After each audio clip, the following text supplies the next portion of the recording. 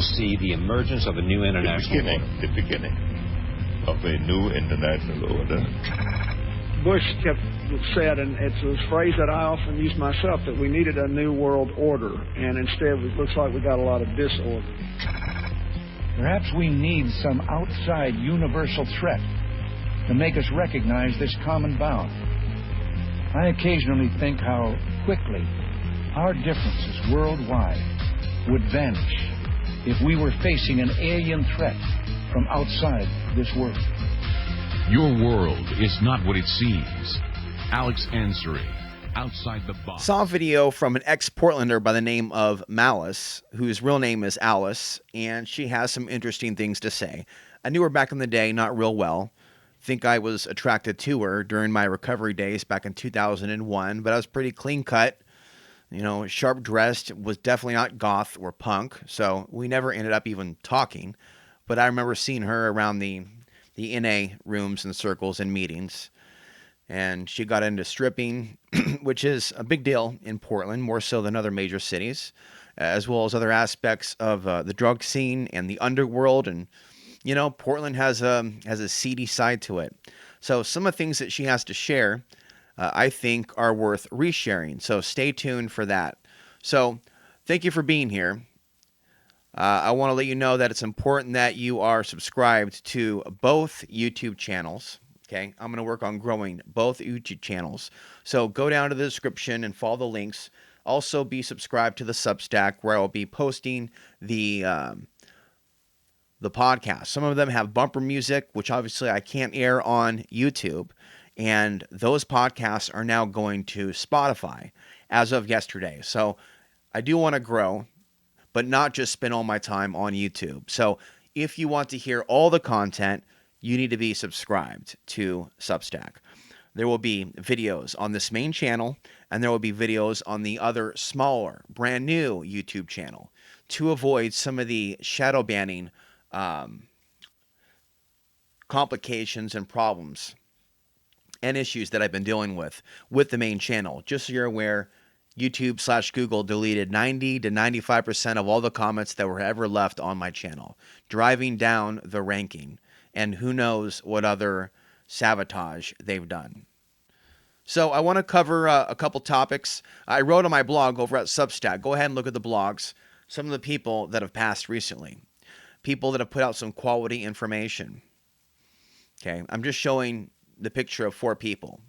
Okay, there's dozens of people that I know that I've interviewed that have passed. In my blog, I only mentioned maybe 15 of them. Okay, but Alan Watt is in the upper left-hand corner. Okay, 4 interviews between me and him are available at archive.org. Anthony Hilder is on the right. He stayed in an extra room in a house that I was renting. I rented a room in a house in 2005, and he left me his car. Jordan Maxwell, we never talked. Traded a few emails, but he passed in 2002. Point being, a lot of people have passed away in recent years for various causes and reasons. Jim Mars, I spoke to multiple times, including at his home near Fort Worth, and that was 2012. Gracious host, nice family. A lot of podcasts I've done over years don't exist anymore on the internet, unfortunately. Only that which I uploaded to YouTube. So it's not just Google/YouTube when it comes to censorship. It's also people that will delete people off of their websites for whatever reason, or if they don't agree with some of their perspectives. That's the issue that I had with oraclebroadcasting.com and other websites. I have found a few, less than 20, of my old school podcasts, and I'm going to be resharing some of them. So be subscribed to the Substack. There will also be a Patreon page, maybe in the future, don't know when. I have lots of podcasts that haven't been uploaded. And then I have these old archive podcasts.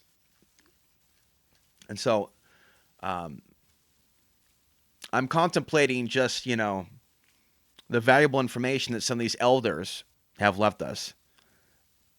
And how, it's in stark comparison to some of the lower quality individuals that are out there today. No offense. But there's a lot of aspects of our world that's frankly dying off. And we need to appreciate the elders, those that came before us. that had a great deal of wisdom. Other names that come to mind, people that I've interviewed, Robert Bowman, who claimed that he worked for the Secret Space Wars program under Reagan. Another person that comes to mind is David Ray Griffin, author of multiple books on 9/11. He's a theologian. He's a scholar, not a typical conspiracy theorist. I would recommend turning people on to 9/11 truth, or the truth about 9/11, with new people if you don't want to freak them out with other perspectives on the NWO. I would recommend David Ray Griffin. Get them thinking just about that day and how the official story doesn't make sense. I have a video featuring my interview with various people regarding 9/11, and that's going to be uploaded later. But other names that come to mind, I interviewed Tracy Twyman once, who allegedly killed herself in 2019 under mysterious circumstances. That is when she passed. Clyde Lewis did some reports on it, and he was sued by the husband. So we don't know the truth as to whether or not she killed herself, or whether or not her books on Baphomet and or the occult, or her investigations into things like Isaac Cappy and his death and other things, if that had to do with her passing. I also have a cousin that passed. His name was David. On my mother's side, he died in a motorcycle accident in Alaska, I believe in 2022. He hit a moose going 100 miles an hour. There was another friend of the family named Carl, who was somewhat of a spiritual guide when I was young, friend of the family. Okay, metaphysical guy, had a lot of futuristic visions of the world and earth changes. He passed in recent years. So I just want to take just a few moments to recognize the people that have passed. Now, here is the situation here. First of all, we've seen social media pushing this image for years. The Red Dawn situation of America invaded. If you have not yet seen my interview with Leon, check it out. It's now public on the front page over at my YouTube channel. Man has visions of China and Russia invading America. But why? Why put it in a video game? And why have people role play to invade America? I'm assuming they are somewhere role playing this. People are influenced by video games and media. There's a book called Holographic Reality by Michael Talbot. Okay. Maybe there's a way in which the way that people think, a way in which it can affect an outcome.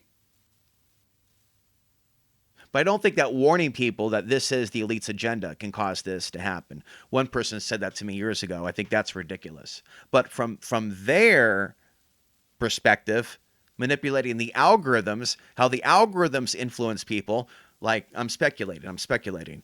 People seeing this and other dystopian movies on Netflix, Tubi, Amazon Prime could end up numb and not prepared and non-reactive because they've been programmed by the games, the media, the movies. Okay, so we have this situation developing with land ownership, and recent news that in Oregon, a large plot of land,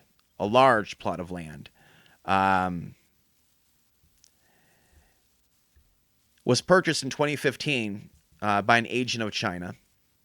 It wasn't disclosed until recently. Okay, it's in Central Oregon.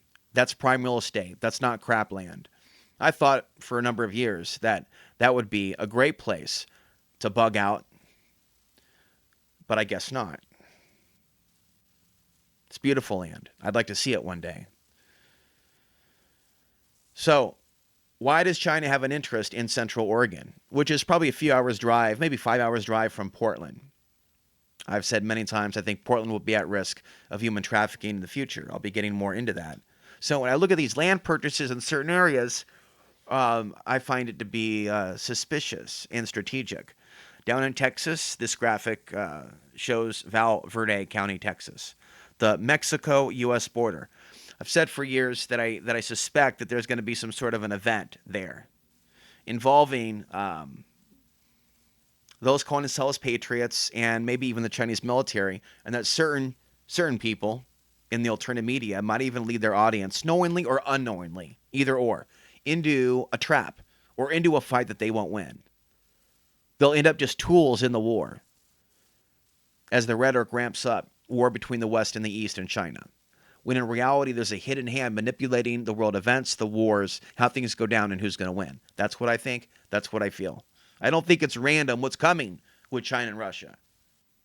There's too much of an intertwinement between the superstate nations. So what is the purpose of this? This land at the Mexico-Texas border is owned by a general in the Chinese military, of all people. So he is a member of the party. And already there's skirmishes down at the border, feuds between the federal government and the state of Texas had to deal with the migrants. Some people died recently. Abbott said if it wasn't for the Biden administration, something to the effect of because of the Biden administration, they'd be charged with murder if they were to shoot the migrants, leading people to speculate as to what he really meant by that. People being thrown off by that comment, and a lot of other actions by Abbott. Keep in mind, Texas, where a lot of this land has been sold to the Chinese. Also, I've been talking about this for years, over 15 years. Right, a lot of oil wells or oil fields owned by Texas, owned by China in Texas. So this is not a new issue.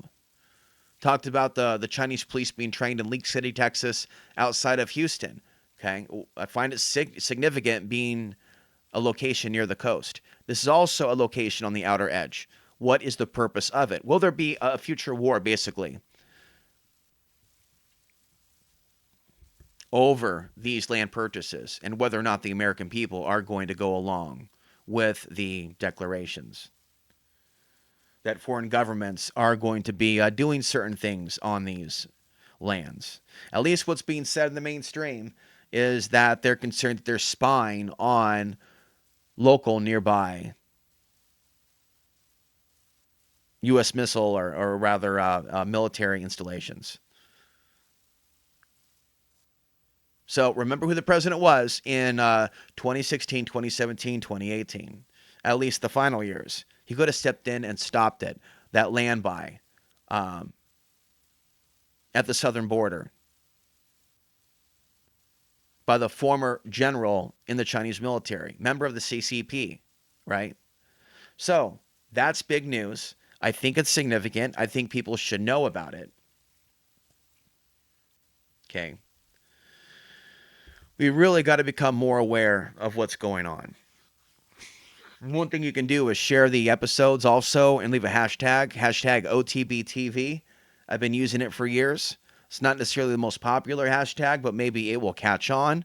And I'd like to see more people that are good people that watch this channel and videos like this to be able to network with each other. Because like the Cliff Richard says in the podcast that I featured the other day with the bumper music, we don't talk anymore. Now, make sure that you're subscribed to the Substack page and be notified of all blogs, all videos, and things of that nature.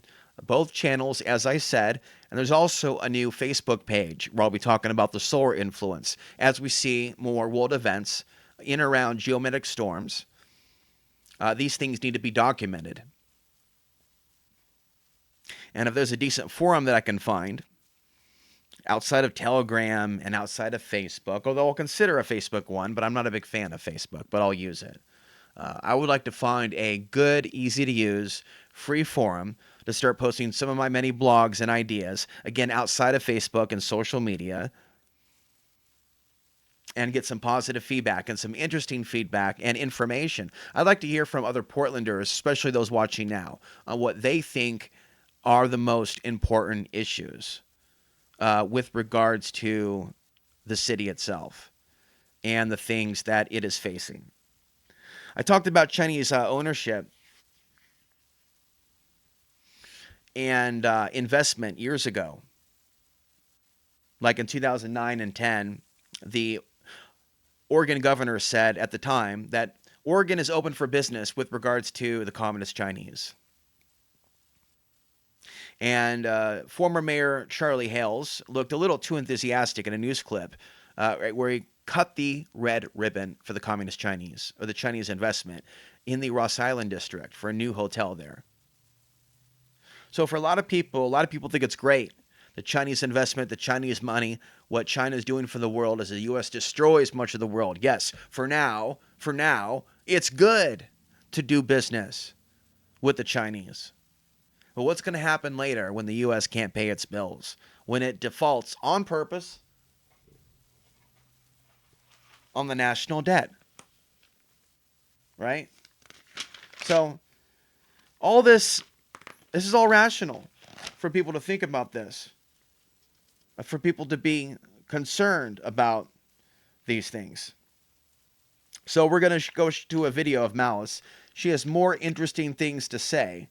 But like I said, she talks about the oversaturation of the market in Portland. And I say that puts people at risk when the economy collapses and there isn't enough resources to go around. And people are dependent on a lot of money to pay for some pretty high rent, and it's still going to keep going up as long as people keep moving there. But I think it's flatlined, but it's still super expensive and comparable to other major cities as people from other more expensive major cities en masse move to Portland, Oregon after the release of the television series, which I will never watch, known as Portlandia. I will not watch that crap. Okay, so there's been displacement of a lot of people in Portland, Oregon. And like the song says from the Cars, who's going to drive you home? To the people of Portland, Oregon that are looking for the back door and looking to move, where are you going to go? People are going to end up going somewhere. But are they going to end up thriving and happy where they end up going? Or are they going to end up miserable? Because it's not easy. First of all, it's not easy to uproot yourself from your hometown in Portland, Oregon, in a place like that. Like I said, there's a unique energy there that's difficult to uproot yourself and pull yourself away from. It can even feel traumatic. By the same token, on the topic of trauma, there are people in this country that are suffering from serious trauma, spiritual attachments, and drug issues that have made a beeline for Portland, Oregon since the legalization of heroin and meth in this experiment. And again, we've only had things like methamphetamines in our society for only so long, since I guess like the 1940s.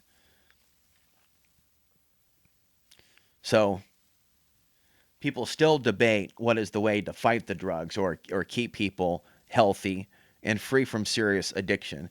That's another discussion. What is being said right now is Portland is a magnet for people that are suffering and people that deal with certain spiritual attachments and sicknesses.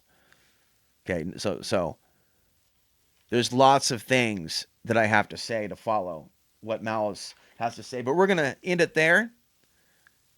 Okay, I'll also add a video of a naked man screaming in 2019. We've seen an increase in this as well.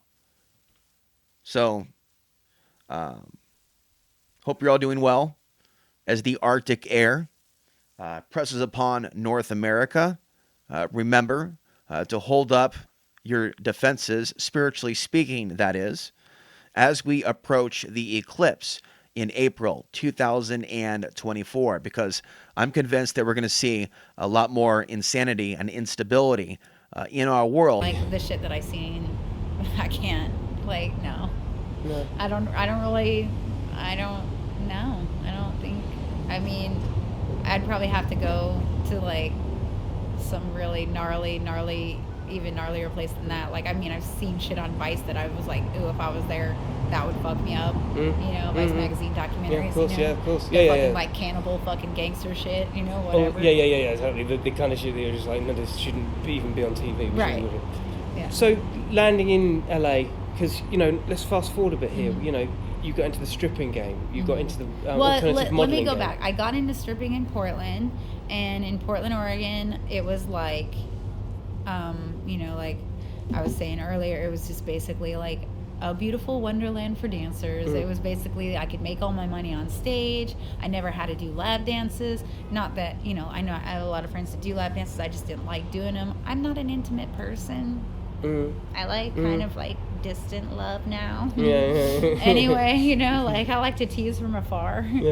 So that was my thing, and I did it really well, and loved it. And then, so I also got sober from all the drugs in Portland. That was in 2001. It was 2/20/01. So I just got 19 years sober this month. Wow, congratulations. Yeah, crazy, sick. right?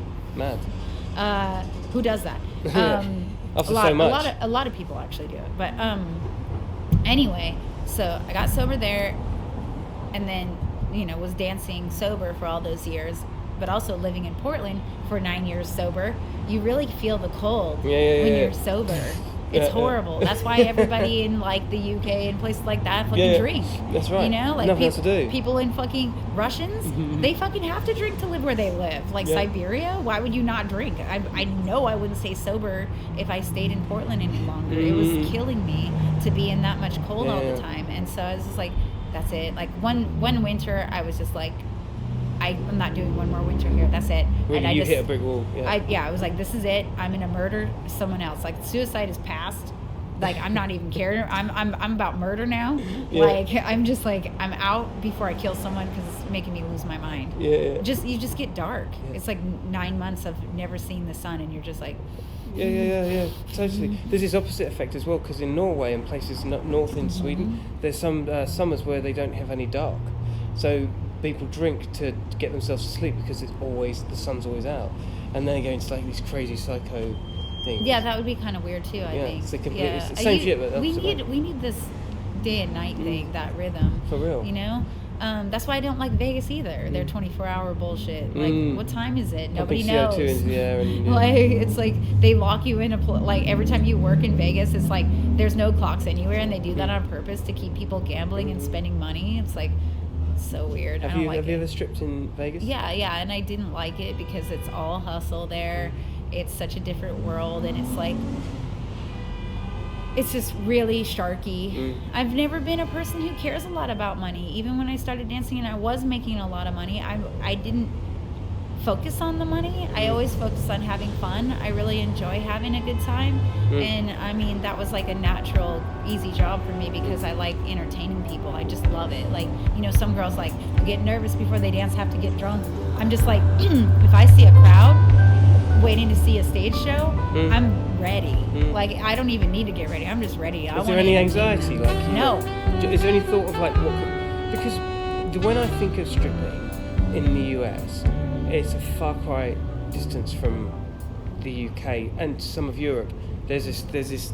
It's like you're owned almost. You can be touched. You can be rained on. Like, it's kind of anything goes, right? Yeah, no. In Portland, that was the reason I also loved Portland. Portland had it figured out. Okay, this is why Portland is better than any other place in the world to be a dancer. Not anymore, because it's not as much money as it used to be, and it's oversaturated. We're going to get into this, yeah. But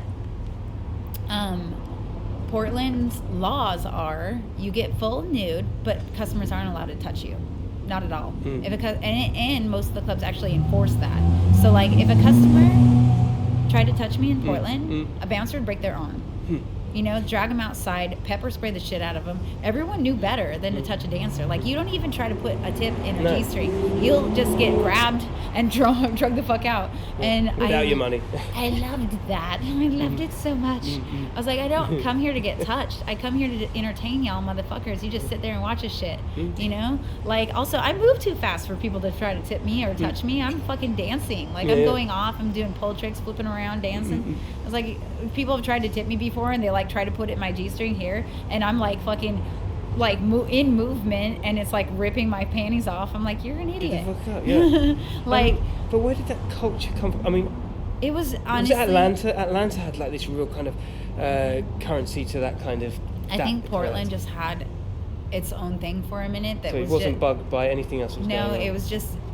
I think it was just brought on by just that moment because it's not the same anymore, and you know, then when I moved here in 2010, I thought I could bring a little bit of that Portland down here and maybe get some people into dancing this way. Because I had already researched how it was here. I came down here a few times and went to strip clubs and saw how they were. And I was like, oh, I'm going to have to, you know, like, I'm going to have to, like, make less money for a while. Take the hit. Yeah. Because you're in new territory. Yeah. And I was like, but like, I thought that when I first started dancing in Portland that I kind of inspired the change a little, you know, like I know it wasn't all me. It was like it and that's why it was the group of a bunch of different girls that made it work, and the kind of DJs that we had, because the DJs were really influencing too, and just all the different types of music that were out at the time. Sounds like a real moment in time. It was, because it's just like, like you can't start a scene. Yeah. Like I had a guy move here a while ago. Like I knew this guy, and he wanted to start a new rock scene like they had here in the late 70s, early 80s. And I was like, you don't get to pick that. That's gonna happen or it's not. It's true. Like you can't make that happen. That's trend. It's people, and it's their decision. Yeah, and the reason why Portland happened the way it did at the time was just because of all the people at that time were thirsting for that. That was what everyone needed and wanted, and it happened. And it was just it was totally organic, and so I couldn't come down here and make that happen. And I did. It's not like I wholeheartedly thought I could, but I thought I could like help inspire a few other people to like work together to try to make it happen. Which kind of is what you set out, and kind of what went down. It almost kind of did. It almost kind of. It started to pop off. Like we almost started to have something, and then the state of California decided to make us all employees and fuck up the whole game. Right, so what is this all about? Because this is the real point of the conversation, the crux of it, because you've come full circle in your career. You've alternative modelling, stripping, ambassadors for so many things, your own brand, and like what it really hinged on was your expressiveness, and that was kind of your stick, right? You know what I mean? It's LA. We hope, baby. Come on. That's the party sound. Yeah. And cue fire engines. Because that was your bag, right? So now you're in this situation, As a dancer for over 15 years, we were independent contractors. We basically rent the stage, we rent the DJ, we rent the bouncers. That's how it come. We have to pay a stage fee, tip out the bouncer, tip out the DJ. That's the way that should work. Yeah. That's how that business model works. And works well, yeah. It works perfectly. I've always been, and I'm going to get in trouble with the union that's developing for saying this, because there's a strippers union developing in California, and I love them, support them, and this is what needs to happen. They're not going to like that I keep saying this, but I'm an anarchist, so I'm always going to say this, that I still don't agree with strippers ever being employees. Now that we are, though, now that we fucking are, they have to fucking treat us right. Because if you're going to make people employees, you got to treat them right. You know what I'm saying? Because, it's going to take too much time to try to reverse that law. That law is here now, so now we have to make that law. And respect it. It's because it's like if you had any other employee situation, the reason why there's unions is because the people that employ people are fucking money hungry, and they don't care about the people that work for them. That's what always happens. So they're just fucking they're taking all these dancers, like most of the clubs here, they force girls to do lap dances to get shifts and to get, and they use that lap dance money to pay their minimum wage. There's some clubs that's fucked up. The what do you call them? I think the Deja Vu clubs, I think it is.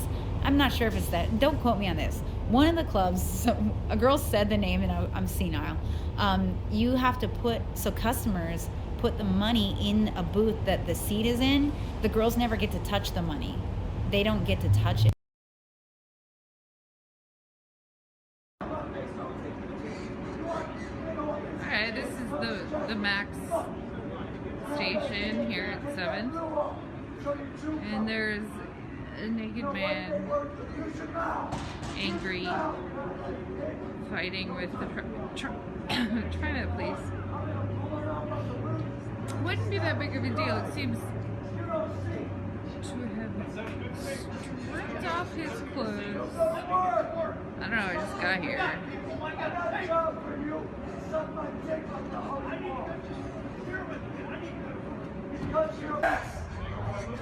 I go by President Bitch by now. Call me whatever the fuck you want. I go by Obi. I go by Shadow. These niggas killed my dog today. They killed my fucking dog today. What's your dog's name? John Man. Your dog's name is Charlie Man? Yeah. You wear the same gloves I do. Anybody got gloves? All the fuck. And I need gloves on me.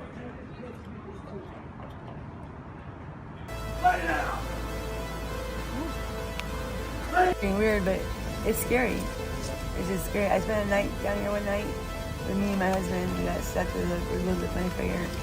And just like hearing the screams, the screeches and shrills, they weren't just like human screams. They were like guttural, like demonic.